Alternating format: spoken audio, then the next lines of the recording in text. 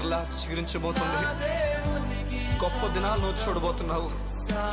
నీ యేసుకు సమస్తము సాధ్యమే. గుడ్ మార్నింగ్ దేవుని ప్రియ కుమారుడు, గుడ్ మార్నింగ్ దేవుని ప్రియ కుమార్తె. Special good morning to you. నీ జీవితంలో ఎంతమందికి నువ్వు చెప్తున్నా వారు వినట్లేదేమో నీ జీవితం కొరకు.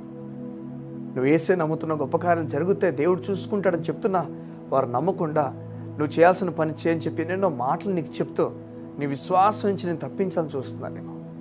ఈ ఉదయం దేవుడు నీతో మాట్లాడుతున్నాడు. నీ జీవితం ఈరోజు యోసేపు లాగుందేమో. నీ కళలు వివరించినప్పటికీ జనాలు అర్థం చేసుకోకుండా నిన్నే తిరిగి అవమానపరిచి ఇష్టాసారంగా మాట్లాడుతున్నారేమో. ఈ ఉదయాన్నే యోసేపు జీవితంలో కార్యం చేసిన దేవుడు నీ జీవితంలో కూడా కార్యం చేయబోతున్నాడు. అలసి సొలసిపోయి ఉన్న నీ జీవితంలో దేవుడు కార్యం చేయబోతున్నాడు. ఈరోజు నీ అన్నదమ్ముని అమ్మేయడానికి చూస్తున్నారేమో. నీ చుట్టుపక్కల వారందరూ కూడా నిన్ను అమ్మడానికి ఇష్టాసారంగా మాట్లాడుతూ అవమానపరుచున్న వారు ఉన్నారేమో. ఈ ఉదయం దేవుడు నీతో మాట్లాడి చెప్తున్నాడు.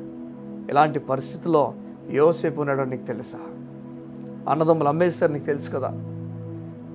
చెరసాల్లో తీసుకొని వేసేసాడు. ఏ చోటైతే దేవుడు ఆశీర్వదించాడు, ఏ చోటైతే దేవుని ఆశీర్వాదాలు పొందుకున్నారో వారందరూ కూడా తిని గొప్పగా చూడకుండా తీసుకెళ్లి చెరసాల్లో వేసేశారు. చూడండి, అలాంటి ఒక సమయంలో యోసేపు నిరాశపడిపోలేదు, దుఃఖపడిపోలేదు. యోసేపు దేవునిపైన ఆధారపడ్డాడు. యోసేపు తన కళని వివరించినప్పటికీ ఎవరు నమ్మలే. ఆఖరికి ఆ జైల్లో ఇద్దరు కూడా సరిగా నమ్మలే. చివరికి జరిగిన తర్వాత వారికి అర్థమైంది, ఇది యోసేపు చెప్పిన కళ, భావం అది జరిగింది మా జీవితంలో. నువ్వు యేసు నమ్ముతున్నట్లుగా ఎంతమందికి చెప్పినా వారు అంగీకరించకపోయినప్పటికీ నువ్వు బాధపడిపోతున్నావేమో. ఎందుకు నమ్మేనా అర్థం కాని పరిస్థితికి వచ్చావేమో. ఈ ఉదయం ఆ విధంగా ఉండకూడదు. నువ్వు ఏదైనా నా దేవుడు నాతో ఉన్నాడు, ఎవరు అవమానపరిచినా ఎవరు అవమానపరచకపోయినా యేసు నిజమైన దేవుడు కదా. వారు అంగీకరించలేనందుకు యేసు తక్కువైపోడు, వారు అంగీకరించినందుకు యేసు ఎక్కువైపోడు కదా. ఎవరేమనుకున్నా నా దేవుడు చేయాల్సిన కార్యం నా కొరకు చేయబోతున్నాడు.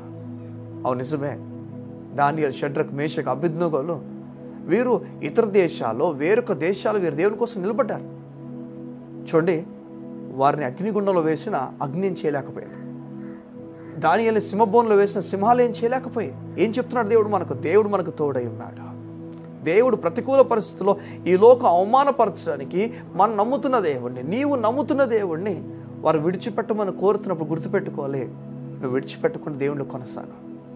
నువ్వు చెప్తున్నప్పుడు ఇతరులు నీ మీద అవమానపు మాటలు మాట్లాడచ్చు, నిందలు వేయచ్చు. నీవు మాత్రం యేసును విడిచిపెట్టక. చెరసాలలో యోసేపు ఉన్నప్పుడు యేసైని పట్టుకుని ఉన్నాడు. సింహబోన్లో దాని ఉన్నప్పుడు యేసైని పట్టుకున్నాడు. అగ్నిగుండంలో షడ్రక్, మేషక్, అబేద్నెగోలు పడవేయబడినప్పుడు అక్కడ కూడా వీరు దేవుని పట్టుకున్నారు. బైబిల్ చెప్తుంది, రాజునడట మనం వేసింది ముగ్గురునైతే కనిపిస్తుంది, నలుగురు కనిపిస్తున్నారు. నీకు అర్థమవుతుందా? నీవు ఎవరు చేరలేని చోట్ల యేసే నీ కొరకు చేరుతాడు. అగ్నిలో మరొక వ్యక్తి ప్రత్యక్షం అవ్వలేడు, రాలేడు సహాయానికి. అగ్నిలో చెప్తున్నాడు యేసే కనిపిస్తున్నాడు. అగ్నిలో యేసే నీ కోసం నిలబడబోతున్నాడు. ఈ ఉదయం దేవుడు నీకు జ్ఞాపకం చేసి చెప్తున్న మాట, నువ్వు భయపడక, నువ్వు యేసే నీతో ఉన్నాడని చెప్పడంలో భయపడక, ధైర్యంగా చెప్పు. దేవుడు నీ కార్యం చేయబోతున్నాడు. కళ్ళు మూసుకుంటావా? ఈ ఉదయం నీ గురించి ప్రార్థన చేస్తాను. మా ప్రియ పరలోకపు తండ్రి, నీ బిడ్డలు గొప్ప నెమ్మది కలిగి ముందుకెళ్ళినట్లుగా సహాయమును ప్రకటించుచున్నా. వారి పట్ల నీ ఆలోచన ఉన్నతమైనవి. వారు దేనికి భయపడిపోకుండా, కృంగిపోకుండా నీవు వారికి తోడున్నావు అన్న ధైర్యంతో వారు ముందుకు నడుచుదురుగాక. నా తండ్రి, నీ వారికి తండ్రివి. వారిని విడిచిపెట్టి వెళ్ళిపోవు. వారి కొరకు నీ కుమారుని సైతం వదులుకున్నావు. నీకు వందనాలు. గొప్ప గంభీరమైన కార్యాలు నీ బిడ్డల కొరకు ప్రకటించు. యేసయ్య నామములో ఈ వారము, ఈ రోజు ఉన్నతమైన కార్యాలు నీ బిడ్డకు జరుగును గాక. ఆమేన్, ఆమేన్, ఆమేన్. దేవుని గొప్ప కార్యాలు చూడబోతున్నా. God bless you. See you tomorrow.